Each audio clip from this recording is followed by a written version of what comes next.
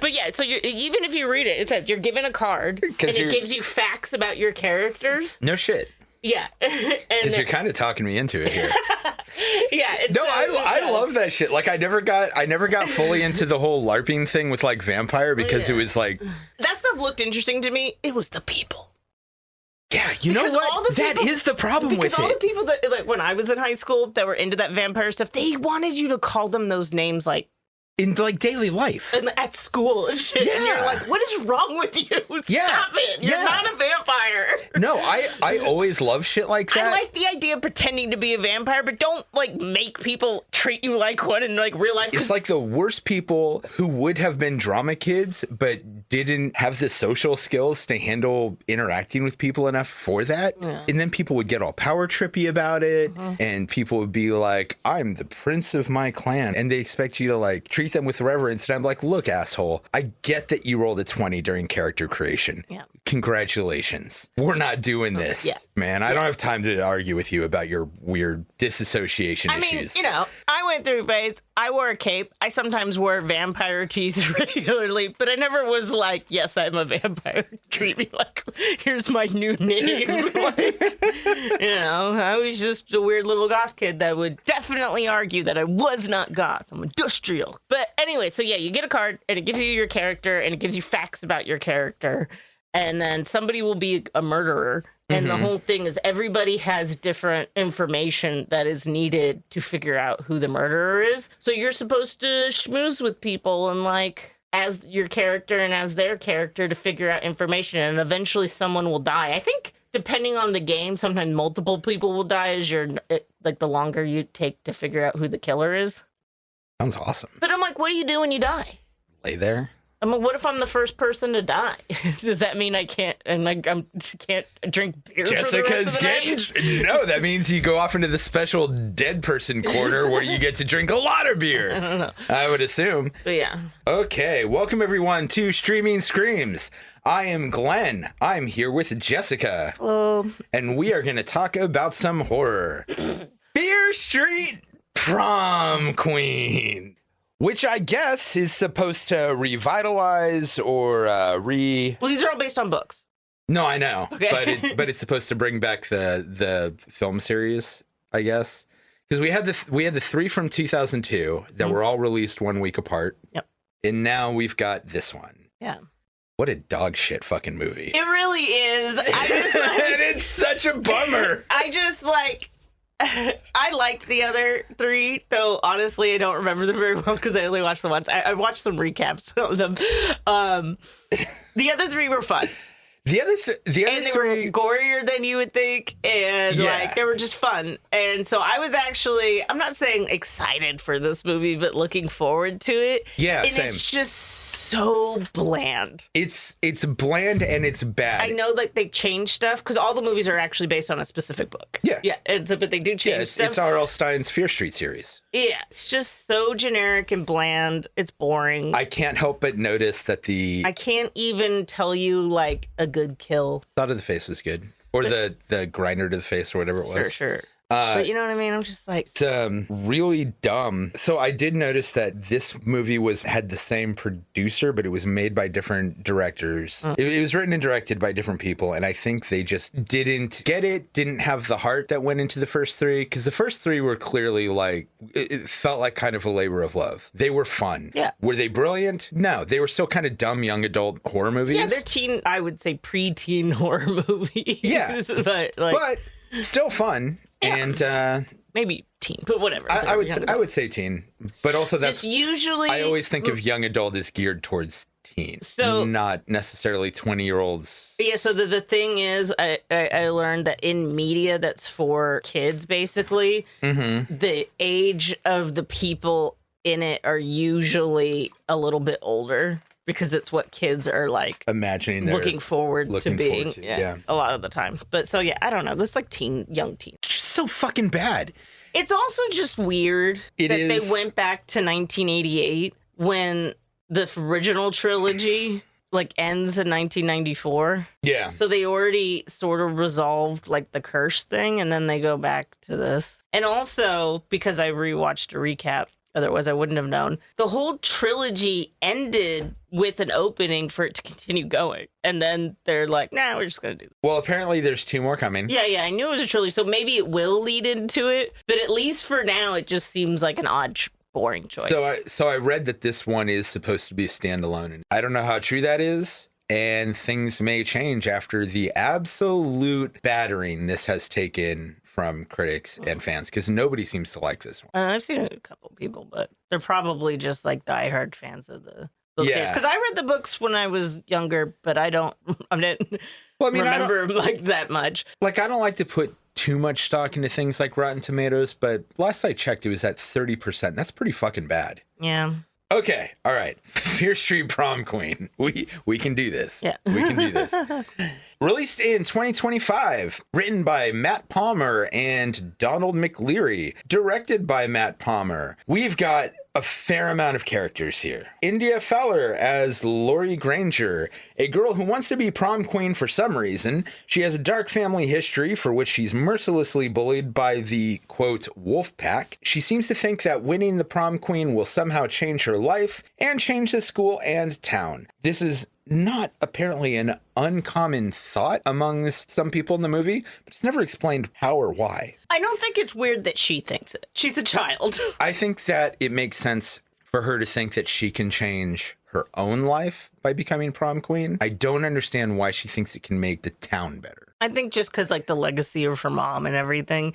But what's weird is, like, the school staff thinking it's going to make a difference. Yeah. I'm like, next year, no one's going to remember you. Or at least who was prom queen. You know what I mean? It only matters to the seniors. I mean, I don't think anybody's going to remember tomorrow after this. Yeah. Then we've got Susanna Sun as Megan Roberts, Laurie's best friend. She is a rebellious and outcast girl with a macabre sense of humor and a penchant for gory special effects-based pranks. Why she knows all these special effects is never explained. Why would that have to be explained? I don't know. You would just think that there would be something a little more... She's into horror movies. Does she ever say that? It's her room was full of posters of horror movies. Okay. I mean, I don't understand how she got a mold of Tiffany's head, for example. Okay, well, that doesn't, sure, but her room is covered in posters of horror movies, and it's not an uncommon trope in the 80s to have someone that's into special effects, and I went to school with people that were. Sure. Because even the movie Summer School, have you seen that? Yes. There's the whole thing with the guys that are all into special effects. Sure. But And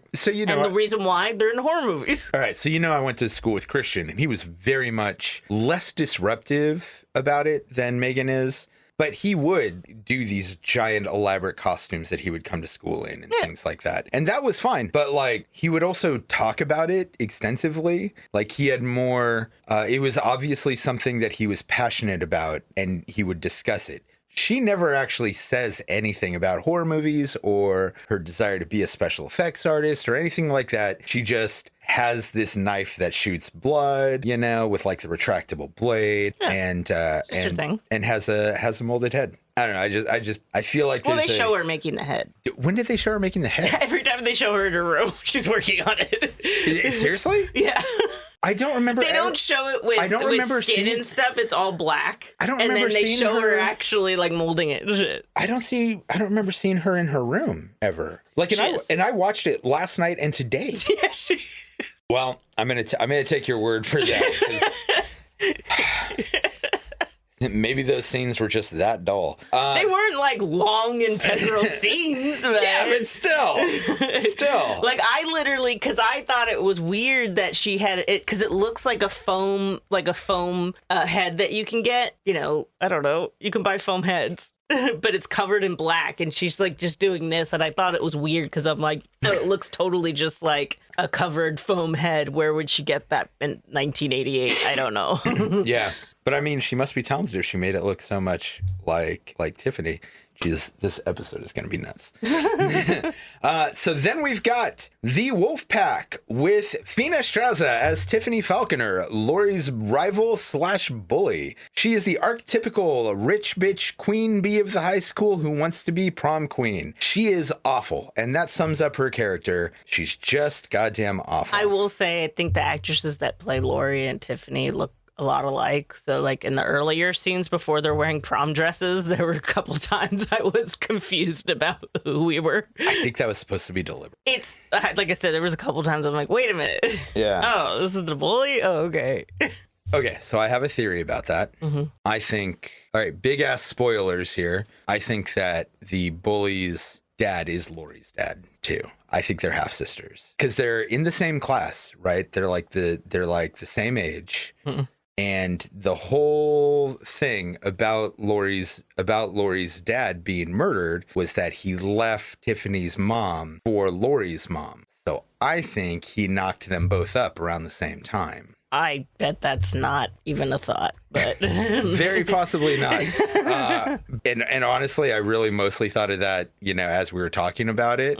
But like, they do look similar. They are, you know, around the same age. And anyway, we've got Ella Rubin as Melissa McKendrick, Tiffany's bestie, which really just means mean girl lapdog, Rebecca Ablack as Debbie Winters, Tiffany's other friend and a relentless gossip who destroys reputations on Tiffany's behalf, Elan O'Driscoll as Linda Harper, Tiffany's other friend. She's a straight-A student who helps Tiffany cheat her way through high school, David Iacono as Tyler, Tiffany's boyfriend. He seems to have the hots for Laurie and seems like he may be running out of patience with Tiffany shit. Ariana Greenblatt as Christy Renault, another prom queen candidate. She deals weed, wears cowboy boots, and has an attitude problem. apparently she's a known actress. I don't know who she is. I don't either. But I saw people like being like, oh, she should have been on the movie more. I can't believe they killed her way off. And they're like, no, she's supposed to be like Drew Barrymore and Scream. And I'm like, I have no idea. Really? We'll have to. You should look that up while I'm finishing the character stuff.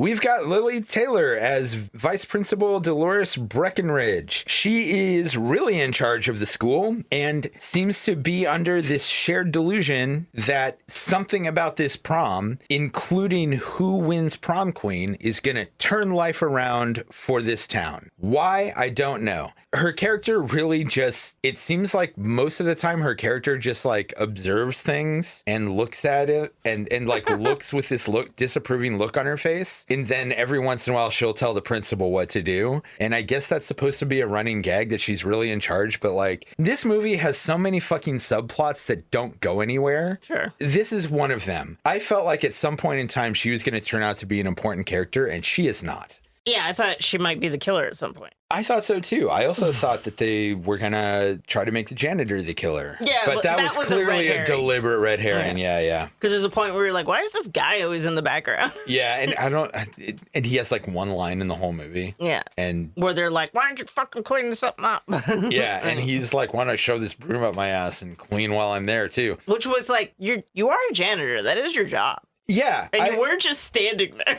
Dude, okay. This whole school is the staff of this school is so unprofessional. Yeah. They all swear constantly, including in front of the kids. The janitor just has this fucking attitude problem. The guy that we're about to talk about, Dan Falconer, you know what? I'll just go right here. Chris Klein is Dan Falconer, Tiffany's father, a teacher, and an alcoholic. And there's a running gag where he keeps confiscating the kids' booze and drinking it. Yeah. That's kind of funny. It is funny, but like it just adds to this whole thing of like, what is wrong with Shadyside High? Their staff is as wild as a bunch of students. Yeah. Catherine Watterson as Nancy Falconer, Tiffany's mother. She wants her daughter to be prom queen as much or more than Tiffany does, and she's basically another archetypical mean girl mom. Darren Baker as Principal Wayland. He is basically a useless pervert who only serves to eye hump teen girls and say wowsers whenever he's turned on. Yeah. Cecilia Lee as Harmony LaFay, the school's reporter. She's basically just here to be an occasional narrator, and somehow she's like the most entertaining character in the movie. I didn't really care. I'm just saying she didn't. I did find her entertaining because she's just so, I don't know, plucky and annoying. But in this movie that is full of like one-dimensional, boring fucking characters, she stood out for at least being a one-dimensional, boring character that sticks out a little bit. Yeah. And that's basically all there is to it. Also, again, just talking about this whole unprofessionalism thing, she'll be like doing a quote news report for the school on the prom queens. And she's like, yeah, Lori's mom is a psycho who stabbed her dad. So she's a tragic story. And that's what I found entertaining, was she would say weird shit like that, but with this like gusto that I really liked. Yeah, no. And that's basically all of the characters. And what's really fun about this is most of everything that I just said doesn't fucking matter. Yeah. All of the, like, we get an introduction to the Wolfpack, for example, and it like talks about how this girl helps Tiffany cheat and this girl's a big gossip and blah, blah, blah. And none of that stuff actually they do like ever a Heather's Mean Girl intro where they explain who everybody is. Yeah, but then like none of those personality traits or talents or whatever ever get utilized in the movie. The girls basically just all get murdered and that's it. Yeah. What's the point of telling us about their personalities, having them utilize none of it, and then just giving them the axe? All right. Oh, sorry. Wowsers. That's going to be the title of the episode. Wowsers. I fucking hated that guy. That principal. Also, I think the actor was bad. I mean, not that he had a lot to work with, but 1988, and the senior class of Shadyside High is getting ready for prom. We get a small reintroduction to Shadyside for people like me who binge watched the original trilogy and don't remember any of the town's history. I didn't read any of the books. I did when I was like a kid, but I don't really remember them. Yeah. But I watched a recap of the last three. I wish I had watched a recap because because even though they do give you this reintroduction to Shadyside, they leave out the whole curse bit. I was going to say it's irrelevant unless you see the end credits. And even then, it's not really relevant to this movie.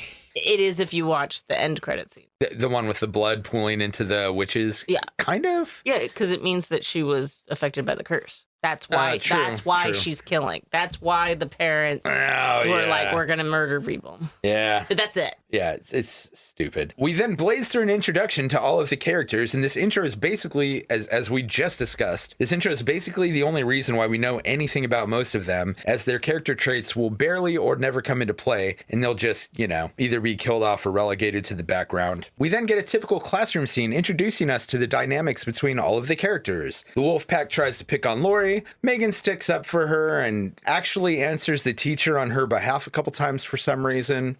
Okay, one thing I will say that I did like in this scene, the teacher here is showing them how to make a resume, which we never did in school. And I have always bemoaned this. I've complained to you about it a few times. I think I've bemoaned it on this show before. It always irritated me how we were never taught so many basic practical things in school. I really think that at some point in time in high school, we should have learned how to do taxes. We should have learned, balancing a checkbook is irrelevant now, but it wasn't when I was in high school. Yeah. And it would have been great to have somebody actually, show us early how to make a proper resume. Teach someone how to make a budget. Right. You could still teach somebody budgeting. This is the shit that I think would be really useful in school. Internet illiteracy needs to be a class. Media literacy should be a class, and internet literacy should be a class. Be the same thing. I don't actually think they could.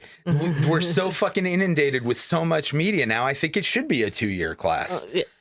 It always baffles me looking back on school. And I had some really good teachers, but it always boggles my mind how few real life skills were taught to us. And even with the stuff that I agree we should know anyway, how little effort, I don't think this is the teachers, it was probably more the curriculum and state and district and all that. Yeah. How little effort was put into teaching us why this stuff mattered. Yeah. I have since I failed algebra like twice, right?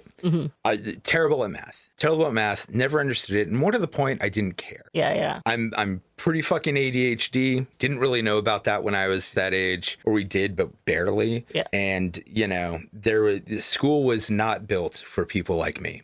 If at some point somebody had told me you could express a lot of musical theory using algebraic equations. Oh, sure. That probably would have gotten me a little more interested. Yeah. Did you know Pythagoras, very famous for his stupid theorem. Did you know he's the one that figured out modern music theory? No. Yeah, the ratios between wavelengths that make up our system of notation is called Pythagorean tuning. Yeah. Because he was the one that noticed that, like, if you open it, if you pluck a string and then you half that string's length and pluck it again, it's the same note, just higher. Yeah, sure.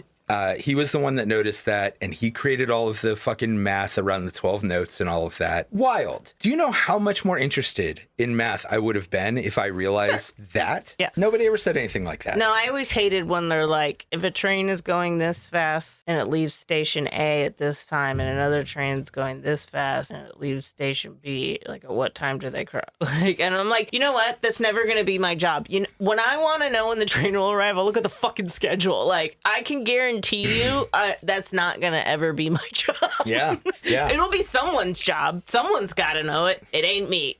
Yeah. Yeah. Yeah. If somebody had told me you could figure out a power chord with like R+7, Yeah. you know, well, shit, I would have already been like, oh, well, how else can I use this? And I would have just done so much better.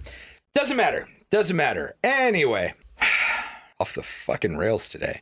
We get a scene at the diner where Lori works, showing sparks flying between her and Tyler, followed by an exposition dump with Lori talking to her mom, who is weird about prom because apparently Lori's father was killed right after prom or on the night of prom. Do you remember? It was like around prom. Lori's mom was also trying to win prom queen, and I knew it was the same year as the part 2 of the first season. Yeah. And so I thought it had something to do with the second movie. It didn't. Yeah, no, it's ridiculous. But yeah, so Lori's mom is all traumatized by the prom, so it's a whole ordeal. So Christy goes out to sell some weed the night before prom, and she is attacked by the killer, who stalks her, chases her down, and stabs her to death. Honestly, for the first death, it's not interesting. Oh, no, he doesn't stab her to death. He hits her with an axe. In the back. Yeah. And then in the face. It's fine. It's like the real basic intro death. Yeah. Yeah, it's not all that interesting. And it's really hard to care about her because we were told about her character, but,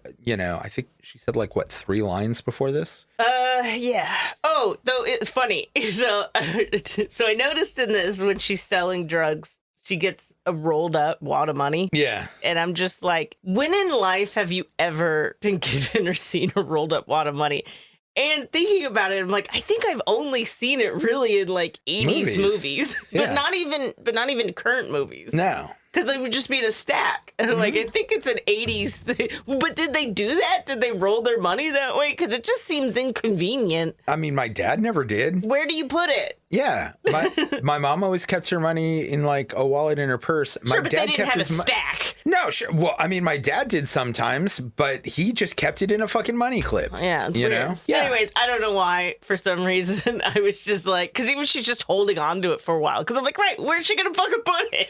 I don't, you know, and like. Also, how much did this weed cost? Did he pay her in ones? Well, according to her, he paid double for it. I know. I got that. That's funny, but still. But he's a Sunnyvale rich It's bitch. like just a stack of money. Though I guess when you roll it, it looks bigger. I don't know. I don't know why. It just really stuck out to me. And I'm like, you know. Yeah. I've never understood the whole roll of money thing, especially like I don't even like having pens in my pocket. You know? Why would you have a pen in your pocket? You know, I have like this thing, my little stylus for my phone, which sometimes goes in my pocket if I'm taking it somewhere. Just overall, I don't like things. I don't like bulky round things in my pocket. Sure. They're uncomfortable. Yeah. Roll of quarters I've had to deal with a couple times. This would just be really inconvenient and uncomfortable. Yeah. Just get a wallet like a normal It doesn't person. matter. It's just something that I was just probably because I was uninterested in the movie, just being like, huh. Yeah. You know, I think it's also just because I haven't seen it in a while. Because again, I think it's an 80s movie thing. You know, we really do need to do movies we don't like more often. This is gold. We then get a series of scenes around the school that shows that Breckenridge thinks Prom will do something to change Shadyside for some reason. She disqualifies Christy because she is absent from the acceptance ceremony rehearsal. She also favors Lori to win, again believing that this will help usher in a better, brighter future for Shadyside. Like, what the fuck is even going on here? Why does everyone think the prom will fix Shadyside? Why does Lori think her winning prom will change things? I can understand why she thinks thinks it's going to change like her reputation around the school, but not or, life in the town. Maybe even, give her mom some kind of closure. Also, to be honest, it doesn't seem like anybody else gives her shit. It's just the Wolfpack. If she wins, they're going to be worse to her. Yeah. It doesn't make sense. It doesn't. Although, weirdly enough, the prom seems 100% built around the royalty contest. Yeah. We see a little bit of dancing, but... No, they dance a lot. Sure, but it's always just like in the background while everybody who matters to the movie is just focused on who's winning this. And it's not... and I don't mean just like the Wolfpack and her, but like, fucking teachers and it's just stupid. I never gave a shit about this, but I was never that type of person. I mean, I went to the prom. I went to prom, it was but fun. I didn't, because you voted beforehand, not at the prom. I don't remember. I believe they had us vote beforehand. I don't remember who was even on the ballot or who won, and I don't even think I watched who won when I was at the prom. Yeah, no, I don't remember what we were doing. The only things that I remembered was we all got to dress nice. Yep. I had a coat with tails, which I was really excited about, and a cane and a top hat, which, was just me having fun. Yeah. And we got to ride in a limo. We were really excited about that.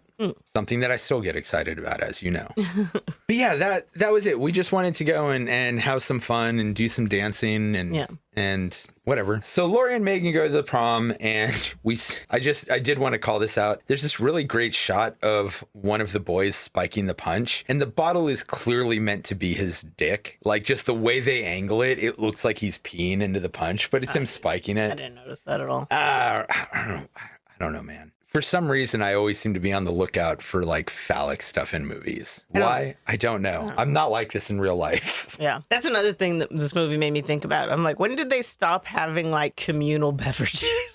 There was not a giant punch bowl at any party I went to at school. Well, that was thrown by school. I don't think we had them either. Actually, I don't think I've ever been anywhere where there's just a giant bowl of like liquid that you just scoop with a ladle. Specifically a bowl. I've been to a few parties that had that, but they weren't like, it wasn't like college parties or high school parties or school dances or anything. It was like, it's like, I have a big family, so we have a big fucking Christmas party, and a couple of times the eggnog has been in a chilled bowl, although usually we have it in a dispenser. Yeah. Usually, but it has happened that it's been in a bowl before. But that's also family shit. Like none of us are like worried about drinking each other's drinks. I don't think they were worried about that in the time. Yeah, we always are like sharing our drinks anyway. Somehow, all of the prom queen candidates have put together a dance routine in American swimsuits that didn't include Lori, and they just sort of take over the stage and do this. Yeah.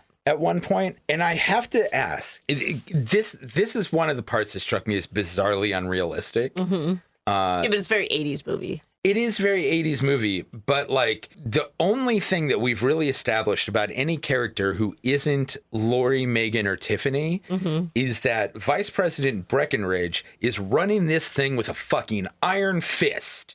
And she is clearly pissed about this, but they just like throw the DJ off of the turntables and put something on, and then the girls just like do this routine.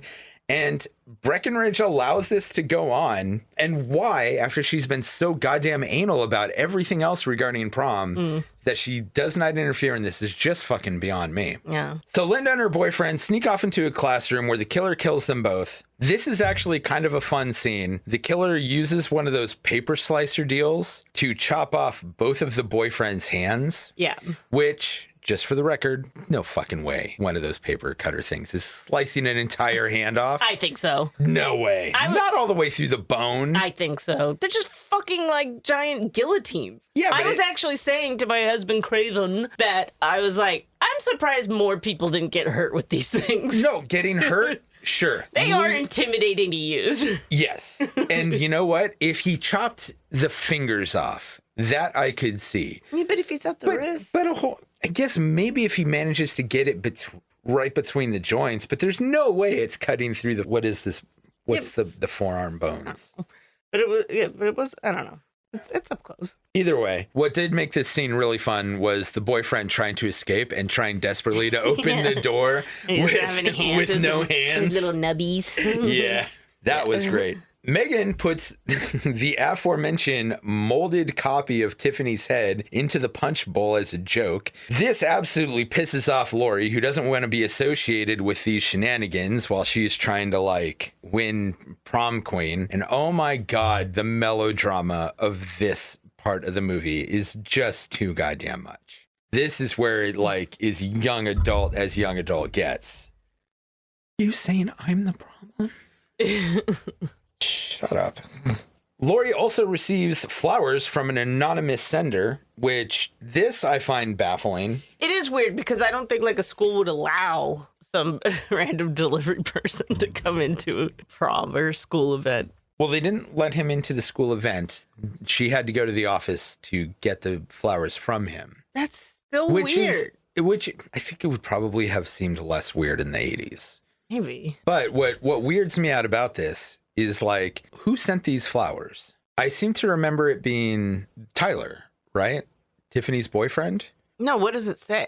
Hope you don't choke. Do they ever actually say? I don't think they do. Because Tiffany gets all up in her face and is like, but why would he my boyfriend choke? sent you flowers. Right. So that's the thing. It's not clear because I swear to God, later in the movie, they establish that he's the one that sent the flowers, but like such a passive aggressive note, right? Are you looking it up? I'm just like, what? Yeah, it doesn't matter. But here's the other thing. Is it? If it was from him, not only is that a weird message, but why would you send flowers anonymously during the prom? Yeah. Wouldn't you send that in the lead up to maybe like get her to be your prom date? What is his fucking plan here? Yeah. Is his plan to break up with Tiffany at the prom and get with Lori? Why? I don't think he has a plan. I think he's just trying to see how it plays out. Sure, but even then, that's still like a bad. Both sides. It's still so that way he always way he always comes out on top. Thanks for joining us here at the Streaming Screams podcast.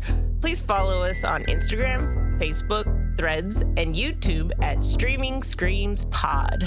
You can also find us on TikTok and Blue Sky at Screams Pod. Every follow, like, thumb, rating, review, subscription, and share all help us out a lot with all the algorithm shit. So if you like what we're doing, please rate us wherever you get your podcasts, like our posts, all that other good internet bullshit.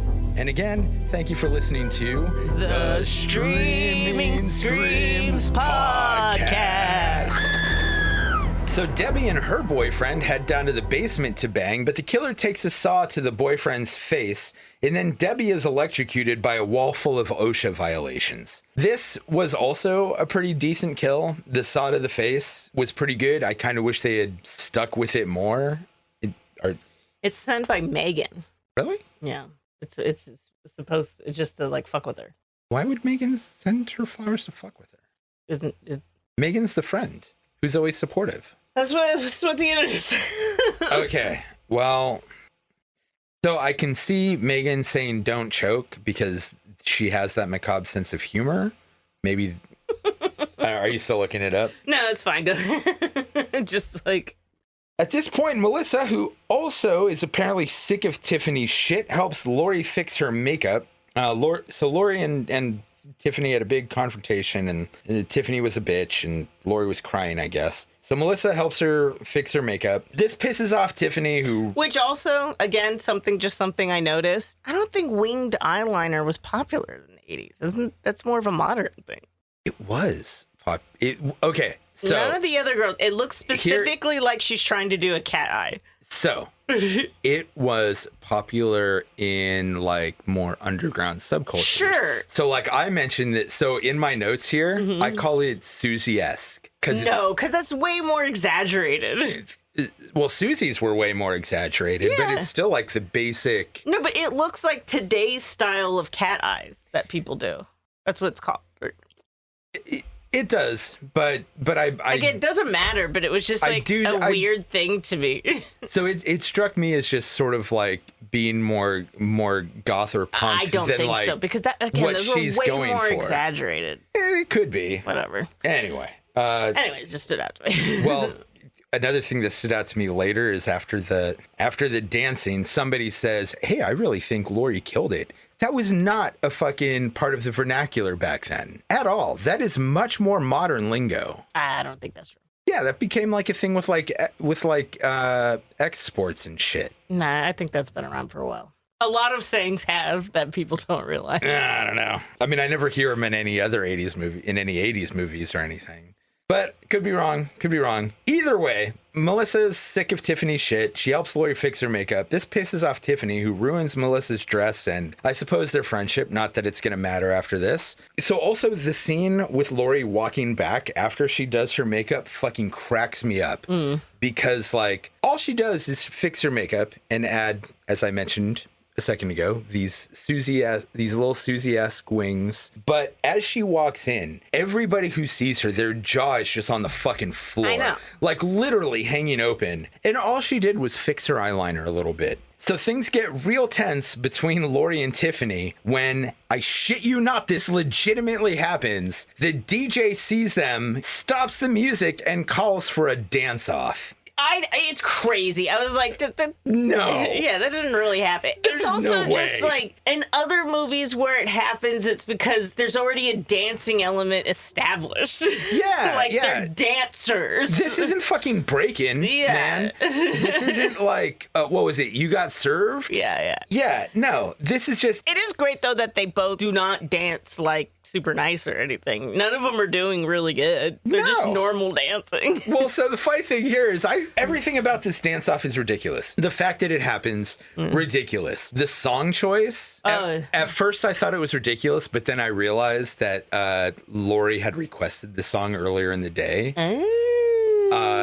So in my notes here, I say it's ridiculous, but actually it makes sense. The DJ wanted her to win. But the dancing, subpar for both of them, which, again, they're not supposed to be dancers, so you are totally right. But if you're going to do that in a movie like this... It should be like a spectacle. It's a scene. Right. It should be a spectacle, and it's not. It's basically just both of them twirling around, waving their arms. And then one getting erratic. Yeah. And then Tiffany sort of loses her cool and does the Roger Rabbit, which, personally, I could be wrong. If anybody in there is into the history of like this kind of dance, let me know. I feel like the Roger Rabbit didn't show up for a few more years, like till the early 90s. Well, the term Roger Rabbit is from Who Framed Roger Rabbit, right? Which is a 90s movie. Yeah. So I don't think that dance move was like a thing yet, and certainly not the cliche that it became, which it is used as here. You know what? We could be wrong, though. Again, not familiar with the history of dance. Well, she should have walked like an Egyptian. I'd have won, but she didn't. Basically, because Tiffany loses her cool, Laurie wins this dance-off. What does she win with this dance-off? Fucking nothing, really. Pride. I guess. Meanwhile, Melissa is killed in the girls' changing room as we learn that there are actually two killers a la Scream 1. No, every Scream. Is it two killers in every Scream? That's the thing. I don't remember there being two in number 2. There's always two killers. Weird. I really do need to watch that series. Do you? Yeah. Look, man. We run a horror podcast. I should be familiar with the basics. Sure. Could do the first one and have people be really mad at me because I think it's awful. Oh, no. Ghostface is so scary, even though he gets the shit kicked out of him throughout the entire fucking movie. No, nobody thinks Ghostface is scary. Yeah. They all like the teens and stuff. They're like, they're so cool. I'm like, no, they're not. And you know what? It's all bad acting and writing. It's not a good movie. And I've rewatched it not that long ago. I hate it. Literally the best. I don't hate it, but it's not good. No, literally the best thing about that movie is that Drew Barrymore shows up and then gets killed in the first scene. And you're like, whoa, I thought Drew Barrymore was in this movie. No, the opening scene is really good and brutal. Yeah, the rest of the movie is not. Yeah, I'm not a huge fan of Scream. I do plan on watching all of them for the first time through, because as of now I've only seen the first 2. Because I watched the first one when it came out and I was like, this is stupid. Again, the killer just gets his ass kicked throughout the whole thing. There's nothing scary about that. Yeah. He stumbles into most of the kills. Yeah. Anyway, so throughout the prom, Megan has been kind of realizing and low-key investigating the fact that all of the prom royalty seems to be missing, and comes to the only logical conclusion. There's a serial killer whacking prom royalty. The fact that she's kind of right is infuriating because it is a stupid conclusion to come to. She does have the wrong guy, at least, but whatever. Somehow she figured out the mystery before anybody else realized there was a mystery to figure out. Yeah. Megan interrupts what was about to be a kiss between Lori and Tyler, which really pisses Lori off. Lori doesn't buy this theory, and besides, she's been having an actual good night for once, getting one over on Tiffany and probably stealing his boyfriend and maybe even getting laid tonight, so she tells Megan off. Megan realizes that somebody is probably dead in the basement and finds Debbie, her boyfriend, and for some reason the janitor, who has been this red herring, all dead, even though we don't see him get killed. Yeah, because he's a red herring, so it's just to be a reveal. It's not who you think it is. Yeah, but I mean, he would be the one that would be most likely to go to the basement. Yeah, it's true. Well, he gets sent to the basement when the one girl gets electrocuted because all the lights flickered. They're like, exactly. Here you go, fix this shit. Yeah, it's just so... That's when he's like, you want me to put my mop up my ass and clean it down on you? The attitude on this staff. Yeah. At the same time, Tyler tries to bang Lori in the auditorium, but is kind of a dick about it, so, you know. Well, no, he's a total dick. I feel like this was like a total turn. Like, he seemed like he was all sweet and stuff, and they were gonna kiss, and then he's like, oh, come in here, and then he's like, oh, I thought you wanted more than just the looks, and it's like, you guys, like, just like, you were about to kiss and that's it, and now you're trying to, like, rape her? Like, it's like, what the fuck? No, he was an absolute dick. I was being like understating with kinda, but yeah, no, I fully agree. I felt like he's it just kind of came out of nowhere. He's an absolute asshat here. I don't think it totally came out of nowhere because he does run with a bunch of asshats. No, he does, but just like the way he was like seconds before that. Yeah. And then it's just like, whoa. Hey, I was nice to you. You owe me your vagina. Yeah. Ridiculous. Absolute ridiculous movie. But yeah, so the killer kills the shit out of him and Deserved. And that's fine. He gets stabbed in the head. Yep. Sadly, that probably killed him quicker than he deserves. So Lori runs off. She finds Megan. They get locked inside the basement by the killers. After a bit of a chase, they escape through a window with Megan getting a cut on her hand. She gets a cut on her hand. Later on, they're going to take her to the hospital for this, and that's her exit from the movie. Well, it's not a cut. It's a sheet of glass. I mean, they show it. It's like a giant ass piece of glass that she puts her hand down, and then it's like supposed to be stuck in there. Is it supposed to be stuck in there? I think so because of the way she like grabs at it. Okay, so it looked. Though my thing is at the end they're like, oh, you need stitches. I'm like, she's not bleeding. Right. Do you need stitches? No. If you stop bleeding like within like 2 minutes. I don't know, man. Maybe they're afraid it's gonna rip open. I was like to Kraven, I was like, just throw some super glue on it. It'll be fine. Yeah. Yeah. That's the real 80s mentality. Oh my God. So you know how much that fucking ambulance is gonna cost? Yeah, right. Yeah. Somebody reminded me of the whole finger in the Wendy's chili thing back in 2005. And I'm only gonna tell this story because it's like fresh in my mind. And it's really fucking. And now we're talking about super glue. So this thing had just happened with this finger supposedly being found in a bowl of Wendy's chili. And the day that happened, my dad was planning on making chili that night. It might have been the next day, but it was like that weekend or whatever. Yeah. And he was really excited about it because my dad loved good food, but he didn't, he worked long hours and all that. He didn't have time to doing something that was like a long cook for something like chili was like a special thing. Yeah. So he was real excited about this. And, I'm not all that squeamish. Yeah. Right, about blood and things like that. My dad wasn't all that squeamish. My brother, extremely squeamish. Mm-hmm. My mom, super squeamish. And so, like, Dad's getting ready to make the chili, but we're also remodeling the house at this time. So he wants to take care of a few things in the remodel before he gets started. Mm-hmm. And he's got like a grinder, kind of similar to the one that goes into the dude's face in this movie. And he accidentally fucking like gets his finger, but he like gets it deep, And I think he cut it to the bone or close. Yeah. I don't know how he was using his finger after that. But what ends up happening is he's like, he comes out into the living room, he needs help. My dad was a skier. He was a motorcyclist.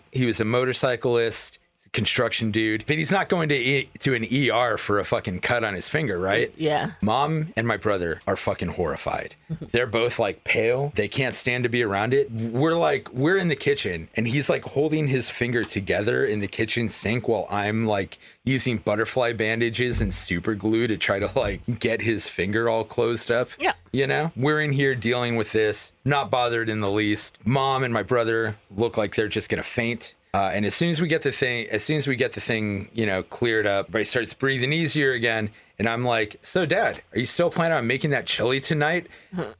My brother literally turned around and just left the house. He was so horrified, and I thought Mom was gonna throw up. It was great. It was great. They were disgusted. Anyway, probably none of that's gonna stay in the podcast, but it's a good time. Good times.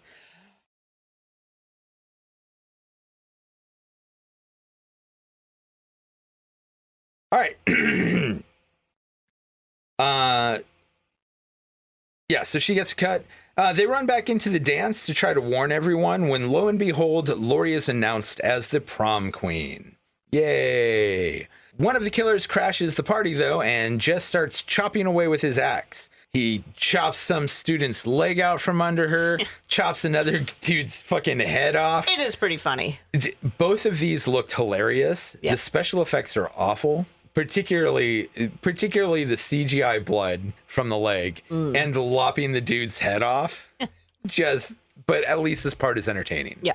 Unlike most of this movie. It also takes people so long to realize. Way too long. Yeah, and then after killing some of the students, he goes and chops off Principal Whalen's arm, which is also funny. Lori stabs this killer in the eye with her prom queen tiara right as he's about to kill Megan, and it turns out to be Tiffany's dad. A twist that I'm sure absolutely nobody saw coming.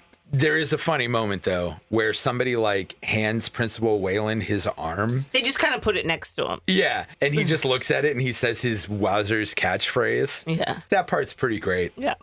This is what he gets for constantly perving on the girls at the school. He is real gross. Yeah. So the dad is arrested and Megan is taken to the hospital, and that's the last we see or hear of her. Yeah. Which drives me nuts. She's just gone. Not even an epilogue later. Yeah. So she goes to the hospital, and Lori, for some reason, volunteers to accompany Tiffany home. Why? I don't fucking know. Because now they're friends because it's her mom that's the psycho. There's nothing that's happened here to say that, other than the fact that, like... No, they have a little conversation. Yes. Yeah, they have a short conversation about it. No, that happens in the car. Yeah, on the way there. On the way back, after she's already volunteered to go with her. No. The only reason she didn't volunteer to go with her is because she lives across the street. Sure. So she wasn't going to go to the house. There was even a point where she's like, I'm going home. Yeah, it's dumb. It's contrived. Okay, what's weird to me is that Lori's mom is a cop. Security guard. Okay. Because that was my thing, is I thought she was a cop, and I'm like, wouldn't she hear about all this and show up? No, it was just a security guard's uniform. Okay. Because it was also, I thought, weird, because they didn't really address it. Yeah. I thought she was in a cop uniform, and I'm just like... Yeah, no. But yeah, so the dad is arrested. Fucking Lori, like an idiot, accompanies Tiffany home, and in a twist that, again, absolutely nobody will see coming, Tiffany's mom returns and reveals herself to be the second killer. And finally, while they are, quote, hiding, Tiffany herself tries to stab Lori. Well, she tells her mom, let me do it. Yeah. Oh, no, she tries to stab her in the closet. Like, she tries to get the jump on her. Yes. And then, like a fucking bad comic book villain, Nancy just stands there and spills the rest of the history in this goddamn exposition dump where we hear about how she's the one that murdered Lori's father after he broke up with her for Lori's mother. Did right he break around up with prom. her or just cheated on her? Broke up with her. Oh. Left her for the... So, yeah, now they're all teamed up. Lori shoves Tiffany off of a staircase, and she is impaled on a statue because we haven't had enough cliches yet. This is my favorite moment of the entire movie, though. Tiffany's mom yells, horrified, as her daughter falls through this rail, and the face that she pulls is the absolute fucking funniest thing I think I've ever seen. I swear to God, she gets this full-on, like, 90s Jim Carrey level of rubber face as she does this fucking scream. Cracked me up. When I was recording the screams for this, I watched that like 4 times because there's just like, what is, it's like, you know, it's so dumb. Anyway, Tiffany's mom attacks again, and Lori bludgeons her to death with a trophy. And Did then she kill leaves. her? I didn't know if she was actually dead because she's kind of mumbling, talking the whole time, and then I was like, did she pass out? Did she die? I wasn't sure she actually died. Well, the way she's talking, it's got that like cinematic brain shutting down thing going on. Yeah, but I'm like, you could be passing out. Well, during the mid-credit scene, she does very much look like she's dead. Yeah, that's true. And her blood is pooling in the form of the witch's mark from the rest of the series. Yep. So she was cursed. So I don't think I need to ask, but I always do after the recap now. How did you like this movie? Yeah, it's just really bland and boring, and it didn't have really any great kills. It had like a couple moments here or there, but yeah, it was. The other movies were just so fun and so much better. Yeah, and that I agree, and that was sort of what I expected from this, was that it would be a fun movie. Yeah, I wasn't expecting like a cinematic masterpiece. No, but it was so dull, and everything was so cliched. And this movie was the epitome of tell, don't show. Yeah. You know, like the whole thing where they tell you all these character traits and then just kill them without ever like having the characters do anything. Right. I think the only thing that really stood out to me as interesting was the look of the killer. And I'm going to be honest, I can't even tell you if I love that look or hate that look. Yeah. I have like some kind of extreme reaction to it, but it's just like, is that cool or is that basic to awful? You know, it's the shiny, it's the like vinyl, red coat thing. Yeah. You know, like a raincoat. Yeah. Just dog shit movie. Also, how the fuck was this whole murder plot supposed to work anyway? The family kills off a dozen kids and just like prom would just be canceled. Gets away with it. No, but also she wouldn't be crowned most likely. She wouldn't. And like, and they even ask, you know, as the dad is dying and he's like, nobody remembers the details. They just know who won. I'm pretty sure people are going to remember a fucking prom night massacre. Yeah, for sure. Also, I get that in like the ye olde days, maybe somebody could be powerful enough around town to like get away with something like that. Not like this. But no, but like with a murder. There's definitely not with killing like 12 kids though. There's people that have gotten away with murder that everyone knows that they did it. There's a whole documentary about that guy that like killed his wife and his best friend. But like not a bunch of kids. Not going on a rampage at the fucking prom. At the very least, even if you can't get the town to do something about it, like we talked about this in another episode, somebody at the state or federal level is going to notice that a fucking dozen kids got killed. You know, the police are definitely going to get involved. So just like what was going to happen? Well, no. So I think with that it doesn't matter because that's the whole thing is their curse. So no, they didn't really think about it. They were just driving on like psychotic impulse because of the curse. So I do keep forgetting about the curse because they didn't remind us of the curse at the beginning of the movie. Well, no, and if you don't watch the end credit sequence. I didn't. I found. Well, I learned about it because of the internet. Well, even if you do, like I saw the Supernatural Mark thing, and I was like, I feel like that had some kind of connection with the other three movies, which I last saw 3 years ago. Yeah, I wouldn't have known if I didn't rewatch the recap of the other three. But the other thing to me is like, this choice is weird to me because again, I don't know if the other two are going to go into it, but the end of part 3 in the other trilogy end with some, like, the grimoire going missing that, like, started the whole curse thing. So, look what I'm saying. They had an opening to continue, like, start another trilogy with whatever happens with the grimoire. Yeah. But instead, they go, like, back and do this and just a basic Monster of the Week episode. Which would be fine. If it was interesting. Yeah. No, there was a lot of wasted potential in this movie. I only care about the grimoire thing because this was so bad. It's like, why go? Because if they make the other 3 just Monsters of the Week, it's fine, but they should be, like, interesting. Like, these are slasher movies. Like, there should be memorable kills. There should be, you know. Yeah. Maybe we see some of the character quirks instead of just being told about them. Yeah, because even like the wolf pack is like, why is there a wolf pack? Like, yeah, why do any of these girls give a shit about her? Well, I also can't, except for there's like the nerdy girl and then just some other blonde chicks. Like who I don't. They even all dress the same at prom. Yeah.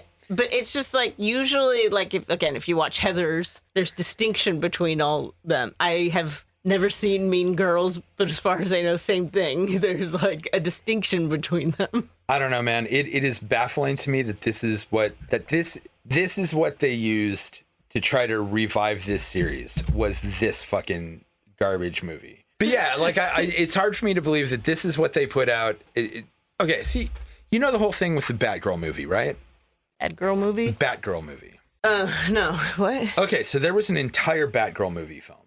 Mm-hmm. And it was supposed to go directly to Max or something.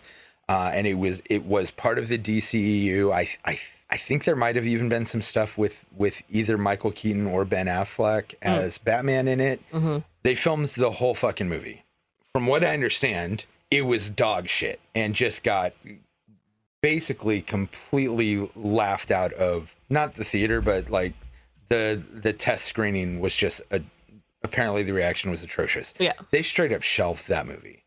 I feel like they should have just shelved this movie. It's bad. The acting's bad. The plot is lame. The acting's fine for what it is. Most of the okay, I will give that the two female leads, the two girls, they're fine. They're not great.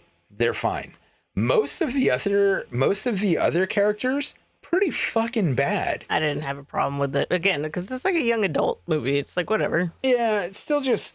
I don't know. It's still just like, as I was watching this whole thing, I was like, I don't know, man. I would have probably shelved this movie, or I guess Netflix. No, because the problem isn't. The problem is the writing.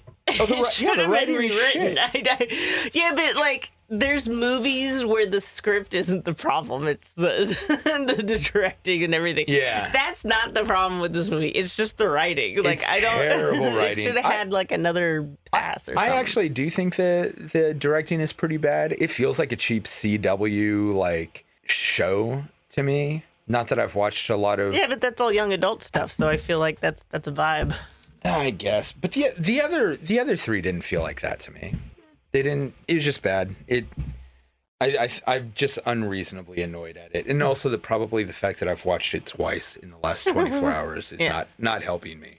Yeah, I really do wish they had gone more into the whole curse thing, because like not remembering about the details of the curse. A lot of the notes that I have here are things like, so Tiffany's dad was just cool after he found out that Tiffany's mom killed her last boyfriend. Well, he might not know that, but he was the other killer, though. No, he was the other killer, but no, he had to, because Tiffany knew about it. Nah. She told Tiffany. You know, Tiffany spilled like half the story.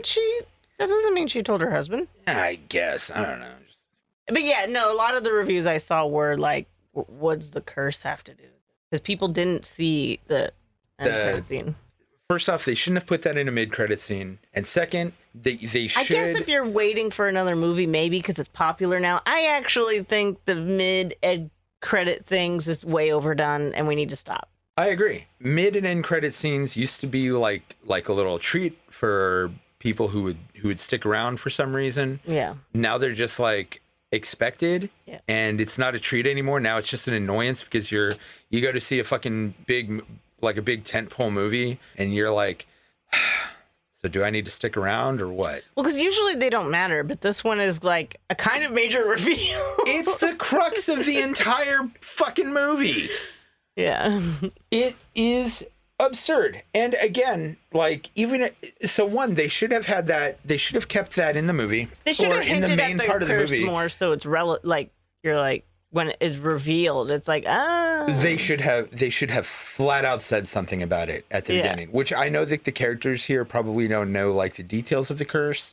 They're not involved in the grimoire or anything like that. But it's an urban legend in the town, so I think that they would be aware. True. Here's what I would have done if I was making this movie. I would have had the beginning part, instead of being narrated by Laurie, I would have had the reporter do it. And the reporter could have given us a big introduction to everything, but we could have also seen a report, and it could have even been a separate report that segues into the prom, that recaps the whole thing about the curse and tells us why this matters later when we see this symbol. And now I'm even more mad at this movie because they had a fucking a narrator character who doesn't tell us anything of actual importance, who could have 100% given us really important information that would have made the whole movie make a lot more sense. Yeah. Who fucking directed this piece of shit? I will say one thing I enjoyed is that Matt Palmer, you fucked it up, man. Matt Palmer, how dare you? Yeah, I was going to say that I like that there doesn't end up being a forced romance. There doesn't need to be a romance and everything. I agree. The romance plot doesn't go anywhere. I 100% I, for a agree. second, thought her and her best friend were going to get together. Because I don't know if you remember the original trilogy was very much about lesbians. Yeah. So I thought they were going to get together, but nope. Yeah, so when Megan dressed up in like a suit instead of a dress and all of that, I 100% thought that's where this was going to. I thought that she was going to, like, their like fake friend date thing was going to eventually turn into a real date. Yeah. Once again, total disservice to probably the best character in the movie, that she gets a boo-boo on her hand and then goes away in the ambulance for the third act. Absolutely absurd. Or at least the last half of the third act, whatever, the conclusion. Yeah. She should have been involved. But yeah, I totally thought that's where that was going.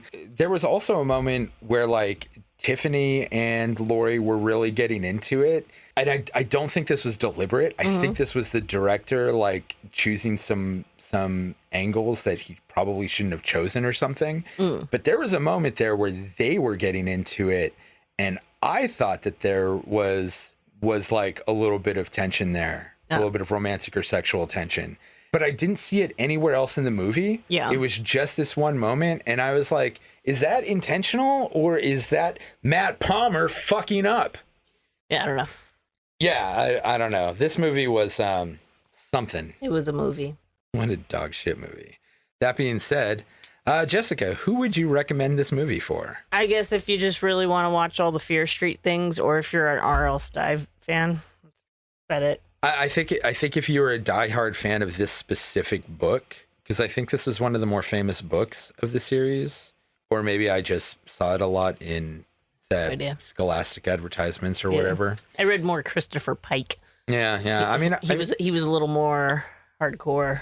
Yeah, I read some Christopher Pike. I did read some R.L. Stine, but oddly enough, none of the Fear Street books. I didn't read any of the Goosebumps. Goosebumps were after my time. I was trying to tell Craven when the original series came out about that I read R.L. Stine, and when I was like, but it wasn't Goosebumps. He but I couldn't remember. I'm like, no, he did like other books. Yeah. The Goosebumps series was aimed at a younger age range than me. So like my little brother read those. I did not. It came out in 92. By the time Goosebumps was a thing, I was reading a lot more things like Stephen King, that one other guy who everybody always kind of laughs at him and compares him to Stephen King. Dean Koontz. I was reading some Dean Koontz and actually Agatha Christie. I really liked. What's wrong with Dean Koontz? Nothing. Everybody always just sort of makes fun of him as like the subpar Stephen King, and I don't know why, because Dean Koontz's stuff always seemed more science fiction based than supernatural, even if it was, you know what? I don't know. It's been a long time since I was in high school, so I could be misremembering some of this. But I know that he does supernatural stuff, I know, just like straight murder. Okay, I think I read more of his murder based. Because he actually did The Girl Next Door's the movie, that one. Yeah. The 2017 one that's really brutal. Yeah. He wrote the book that's based on. Right. Which is based on a real story. But yeah, so I was reading Stephen King. I was reading some of him. I was reading Agatha Christie. I really liked her old mysteries. And then, of course, just a bunch of random shit. I miss reading like that. You know, it's weird getting old, too, or getting older. You know, I still enjoy reading. There's some times where I'll be reading a book and I'll just be like, Jesus Christ, man. Brain in my head cannot be the same brain that I used to use to crush like 500-page books in 2 days. Like now I'm reading like a 400-page book and I've been at it for a month. Yeah. Which granted I don't have the same amount of time. Yeah. But I used to be able to just plow through half a book in a couple hours. Yeah. Now I spend a couple hours on a couple chapters. Yeah. So don't get old, people. Fucks up your ability to read. Yeah, I don't know, man. For my recommendation, I would just say if you were a diehard fan of this book specifically, go for it. If you want to get really high and put some shit on that you don't need to care about, there is at least some pretty lighting in the book or in the movie. But honestly, probably I don't think that I would recommend it to anybody. I would just say if this kind of thing interests you, stick with the original trilogy. Yeah. It's fun. I'll happily rewatch that at some point, but I will never watch this stupid movie again. if anyone wants to ignore our warnings and watch the movie anyway, it is available exclusively on Netflix, so go there. I think that's going to do it for this episode of Streaming Screams. Hey, Jessica, play us out! Hey, kids, prom won't change your life. Hey, kids, high school doesn't matter. Hey, kids, being prom queen won't save your town. I feel like I should have beatboxed for that.